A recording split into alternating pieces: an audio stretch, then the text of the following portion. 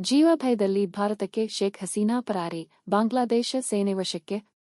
ಢಾಕಾ, ನೆರೆಯ ಬಾಂಗ್ಲಾದೇಶದಲ್ಲಿನ ಹಿಂಸಾಚಾರ, ಪ್ರಕ್ಷುಬ್ಧತೆಗೆ ಬೆದರಿದ ಶೇಖ್ ಹಸೀನಾ ಜೀವಭಯದಲ್ಲಿ ಪ್ರಧಾನಿ ಸ್ಥಾನಕ್ಕೆ ರಾಜೀನಾಮೆ ನೀಡಿ ಭಾರತಕ್ಕೆ ಪರಾರಿಯಾದ ನಂತರ ಸೇನೆಯು ಮಧ್ಯಂತರ ಸರ್ಕಾರವನ್ನು ಸ್ಥಾಪಿಸಲಿದೆ ಎಂದು ಅಲ್ಲಿನ ಸೇನಾ ಮುಖ್ಯಸ್ಥ ವಾಕರುಜ್ಜಮಾನ್ ಘೋಷಿಸಿದ್ದಾರೆ. ರಾಜೀನಾಮೆಗೆ ಒತ್ತಡ ಹೆಚ್ಚಾದ ನಂತರ ಶೇಖ್ ಹಸೀನಾ ತಮ್ಮ ಸ್ಥಾನಕ್ಕೆ ರಾಜೀನಾಮೆ ಸಲ್ಲಿಸಿ ದೇಶದಿಂದ ಪರಾರಿಯಾಗಿದ್ದಾರೆ. ಢಾಕಾ ತೊರೆದ ನಂತರ ಅವರು ವ್ಯವಕಲನ 130 ಸೇನಾ ವಿಮಾನದಲ್ಲಿ ಗಾಜಿಯಾಬಾದ್ನ ಹಿಂಡನ್ ವಾಯುನೆಲೆಗೆ ಬಂದಿಳಿದಿದ್ದಾರೆ. ಭಾರತೀಯ ವಾಯುಪಡೆಯ ವ್ಯವಕಲನ 17 ಮತ್ತು ವ್ಯವಕಲನ 130 ಸೂಪರ್ ಹರ್ಕ್ಯುಲಸ್ ವಿಮಾನ ಹ್ಯಾಂಗರ್ಗಳ ಬಳಿ ಅವರ ವಿಮಾನವನ್ನು ನಿಲ್ಲಿಸಲಾಗುತ್ತದೆ. ಆ ವಿಮಾನ ಭಾರತೀಯ ವಾಯುಪ್ರದೇಶದ ಪ್ರವೇಶದಿಂದ ಗಾಜಿಯಾಬಾದ್ನ ಹಿಂಡನ್ ವಾಯುನೆಲೆಗೆ ಬರುವವರೆಗೂ ಭಾರತೀಯ ವಾಯುಪಡೆ ಮತ್ತು ಭದ್ರತಾ ಏಜೆನ್ಸಿಗಳು ಮೇಲ್ವಿಚಾರಣೆ ಮಾಡಿವೆ ಎಂದು ಮೂಲಗಳಿಂದ ತಿಳಿದುಬಂದಿದೆ ಎಂದು ಎನ್ಐ ಸುದ್ದಿಸಂಸ್ಥೆ ವರದಿ ಮಾಡಿದೆ. ಈ ಮಧ್ಯೆ ರಾಷ್ಟ್ರವನ್ನುದ್ದೇಶಿಸಿ ಮಾತನಾಡಿದ ಸೇನಾ ಮುಖ್ಯಸ್ಥ ವಾಕರುಜ್ಜಮಾನ್ ಶಾಂತಿ ಕಾಪಾಡಲು ಜನತೆಗೆ ಕರೆ ನೀಡಿದರು.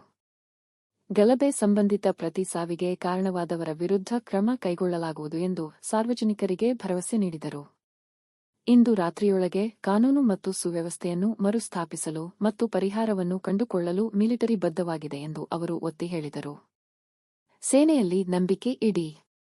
ಎಲ್ಲಾ ಹತ್ಯೆಗಳನ್ನು ತನಿಖೆ ಮಾಡುತ್ತೇವೆ, ತಪ್ಪಿತಸ್ಥರ ವಿರುದ್ಧ ಕ್ರಮ ಕೈಗೊಳ್ಳುತ್ತೇವೆ. ಗುಂಡಿನ ದಾಳಿಯಲ್ಲಿ ಸೇನೆ ಮತ್ತು ಪೊಲೀಸರು ಪಾಲ್ಗೊಳ್ಳಬಾರದು ಎಂದು ಆದೇಶಿಸಿದ್ದೇನೆ.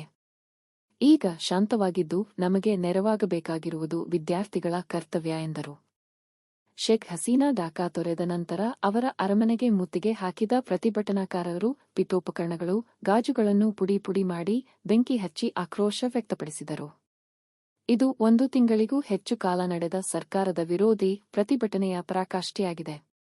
ಹಸೀನಾ ಅವರ ಅಧಿಕೃತ ನಿವಾಸದ ಗೇಟ್ಗಳನ್ನು ಮುರಿದು ಒಳಗೆ ನುಗ್ಗಿ ದಾಂಧಲೆ ನಡೆಸಿದ್ದಾರೆ. ಪತ್ರಕರ್ತರ ಪ್ರಶ್ನೆಗೆ ಉತ್ತರಿಸಿದ ಸೇನಾ ಮುಖ್ಯಸ್ಥರು ಬಾಂಗ್ಲಾದೇಶ ರಾಷ್ಟ್ರೀಯ ಪಕ್ಷ ಬಿಎನ್ಪಿ, ಜಾತಿಯ ಪಕ್ಷ ಜಮಾತೆ ಇಸ್ಲಾಮಿಯ ಪ್ರತಿನಿಧಿಗಳನ್ನು ಭೇಟಿಯಾಗಿರುವುದಾಗಿ ದೃಢಪಡಿಸಿದರು. ಶಿಕ್ಷಕರಾದ ಅಫೀಸ್ ನಜ್ರುಲ್ ಮತ್ತು ಜುನಾಯದ್ ಸಾಕಿ ಕೂಡ ಸಭೆಯಲ್ಲಿ ಉಪಸ್ಥಿತರಿದ್ದರು ಎಂದು ಬಾಂಗ್ಲಾದೇಶದ ಮಾಧ್ಯಮ ಮೂಲಗಳನ್ನು ಉಲ್ಲೇಖಿಸಿ ಎನ್ಎ ಸುದ್ದಿಸಂಸ್ಥೆ ಈ ಮಾಹಿತಿಯನ್ನು ಹಂಚಿಕೊಂಡಿದೆ. ಈಗ ಬಂಗಬನ್ಗೆ ರಾಷ್ಟ್ರಾಧ್ಯಕ್ಷರ ಕಚೇರಿ ಹೋಗುತ್ತೇವೆ. ಮಧ್ಯಂತರ ಸರ್ಕಾರ ರಚನೆ ಕುರಿತು ವಿಸ್ತೃತ ಚರ್ಚೆ ನಡೆಯಲಿದೆ. ವಿದ್ಯಾರ್ಥಿಗಳು ಶಾಂತಚಿತ್ತರಾಗಿರಿ. ದೇಶದಾದ್ಯಂತ ಕರ್ಫ್ಯೂ ವಿಧಿಸುವ ಅಥವಾ ದೇಶದಲ್ಲಿ ತುರ್ತು ಪರಿಸ್ಥಿತಿಯನ್ನು ಘೋಷಿಸುವ ಅಗತ್ಯವಿಲ್ಲ ಎಂದು ಸೇನಾ ಮುಖ್ಯಸ್ಥರು ಹೇಳಿದ್ದಾರೆ.